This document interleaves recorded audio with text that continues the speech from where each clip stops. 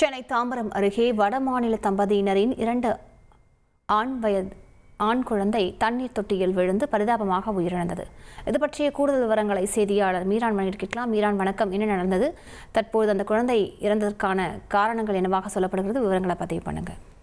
வணக்கம். மேற்கு வங்க மாநிலத்தை சேர்ந்தவர் அக்ரோஷ் ஷேக், அவருடைய மனைவி அமிலா. இந்த தம்பதிகளுக்கு 3 குழந்தைகள் இருக்கிறார்கள். இந்த நிலையில் கூடுவாஞ்சேரி பகுதியில் வாடகைக்கு வீடு எடுத்து 18 வருடங்களாக அவர்கள் இந்த பகுதியில் வசித்து வருகிறார்கள். சென்னை புறநகர் பகுதியில் இருக்கின்ற பல்வேறு இடங்களில் கட்டிட பணிகளுக்கு இவர்கள் செல்வது வழக்கம். இதே போல தாம்பரம் அருகே இருக்கின்ற கௌரிவாக்கம் பகுதியில் கட்டிடம் கட்டும் பணியில் கணவன் மனைவி இருவரும் வேலைக்கு சென்றிருக்கிறார்கள். அப்போது கடைசி மகன் 2 வயது ஆண் குழந்தையை அவர்கள் அந்த கட்டிடம் வேலைக்கு செல்லும் பொழுது அந்த குழந்தையும் அழைத்து சென்றிருக்கிறார்கள். கட்டிடத்தின் மேல் மாடியில் ஜல்லி போடும் வேலை நடைபெற்றுக் கொண்டிருந்தது. இவர்கள் கணவன் மனைவி இருவரும் மாடியில் வேலை செய்யும் பொழுது குழந்தையை கீழே விட்டுவிட்டு சென்றிருக்கிறார்கள். அப்போது அந்த குழந்தையானது தவறி அந்த லிப்டுக்காக பள்ளம் எடுத்திருந்த பகுதியில் விழுந்திருக்கிறது. அதிலிருந்து தண்ணீரில் அந்த குழந்தையை மூழ்கி இருக்கிறது.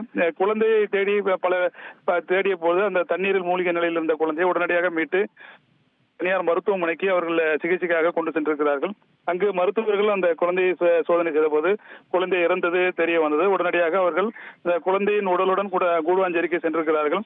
குழந்தையின் உடலை அடக்கம் செய்ய முடியாதால் அந்த பகுதியில் இருக்கின்றவர்கள் அந்த கூடுவாஞ்சேரி காவல் நிலையத்துக்கு தகவல் அளித்திருக்கிறார்கள். கூடுவாஞ்சேரி காவல் நிலையம் மூலமாக சேலையூர் காவல் நிலையத்துக்கு தகவல் அளிக்கப்பட்டு தற்போது அந்த குழந்தையின் உடலானது சேலையூர் போலீசார் கைப்பற்றி குரோம்பேட்டை அரசு மருத்துவமனைக்கு பிரேத பரிசோதனைக்கு அனுப்பி வைத்திருக்கிறார்கள். கட்டிட வேலைகள் செய்யும் இடங்களில் இதுபோன்ற பாதுகாப்பு இல்லாத இடங்களில் இது ஒரு சம்பவம் நடந்தது. இந்த பகுதியில் ஒரு பெரும் சோகத்தை ஏற்படுத்தியிருக்கிறது. தொடர்பாக தொடர்ந்து சேலையூர் போலீசார் விசாரணை நடத்தி வருகிறார்கள். விவரங்களுக்கு நன்றி மீரான். உங்கள் தந்திவன் தொலைக்காட்சியில் யார் சனிக்கிழமை தோறும் இரவு 8 மணிக்கு காண தவறாதீர்கள். தந்தி டிவியை உங்கள் கேபிள் டிவி ஆபரேட்டரிடம் இலவசமாக கேட்டு பெறுங்கள்.